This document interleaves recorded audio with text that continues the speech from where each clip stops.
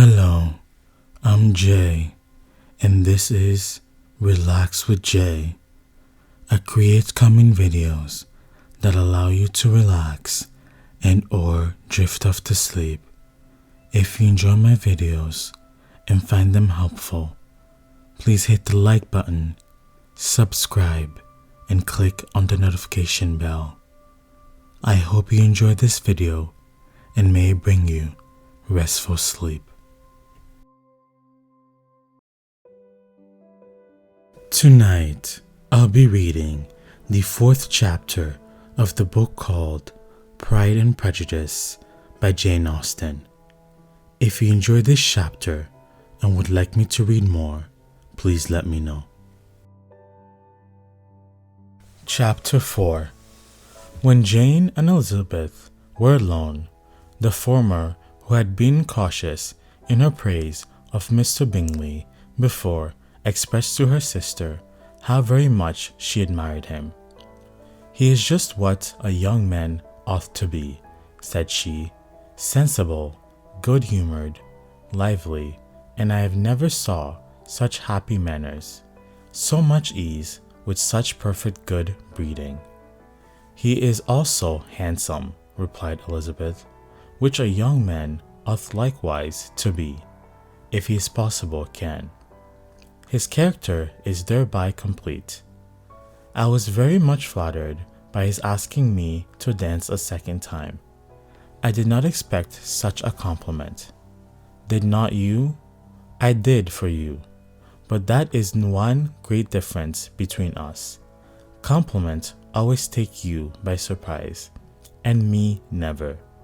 What could be more natural than his asking you again? He could not help seeing that you were about 5 times as pretty as every other woman in the room. No thanks to his gallantry for that.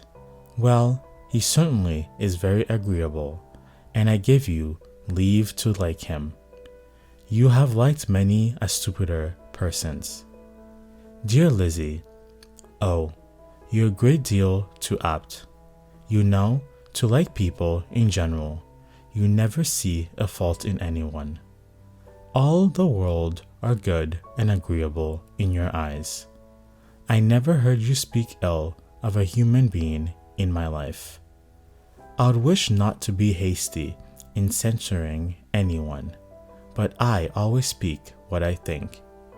I know you do, and it is that which makes the wonder, with your good sense, to be so honestly blind to the follies and nonsense of others. Affectations of candor is common enough. One meets with it everywhere, but to be candid without ostentation or design to take the good of everybody's character and make it still better and say nothing of the bad belongs to you alone. And so, you like this man's sister too, do you? Their manners are not equal to his. Certainly not, at first, but they are very pleasing women when you converse with them. Miss Bingley is to live with her brother and keep his house, and I am much mistaken if we shall not find a very charming neighbor in her. Elizabeth listened in silence, but was not convinced their behavior at the assembly had not been calculated to please in general, and with more quickness of observation and less pallancy of temper than her sister, and with a judgment too unassailed by any attention to herself, she was very little disposed to approve them. They were in fact very fine ladies, not deficient in good humour when they were pleased, nor the power of being agreeable when they chose it, but proud and conceited. They were rather handsome and had educated in one of the first private seminaries in town, had a fortune of £20,000, were in the habit of spending more than they ought, and of associating with people of rank, and were therefore in every respect entitled to think well of themselves and meanly of others. They were of a respectable family in the north of England, a circumstance more deeply impressed on their memories than their brother's fortune and their own had been acquired by trade. Mr. Bingley inherited property to the amount of nearly £100,000 from his father, who had intended to purchase an estate but did not live to do it. Mr. Bingley intended it likewise, and sometimes made choice of his county. But as he was now provided with a good house and the liberty of a manor, it was doubtful to many of those who best knew the earnestness of his temper, whether he might not spend the remainder of his days in Netherfield, and leave the next generation to purchase. His sisters were very anxious, and for his having an estate of his own, he ought to now establish only as a tenant. Miss Bingley was by no means unwilling to preside at his table, nor was Miss Hurst, who had married a man of more fashion than fortune, less disposed to consider his house as her home when it suited her.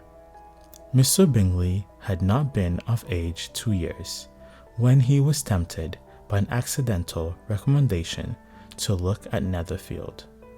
He did look at it, and into it for half an hour, was pleased with the situation and the principal rooms. Satisfied with the owner, said its praise, and took it immediately. Between him and Darcy there was a very sturdy friendship, in spite of great opposition of character.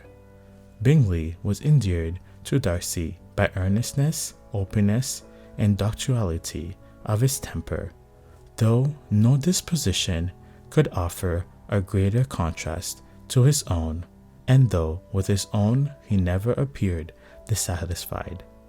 On strength of Darcy's regard, Bingley had the firmest reliance, and of his judgment the highest opinion. In understanding, Darcy was the superior. Bingley was by no means deficient, but Darcy was clever.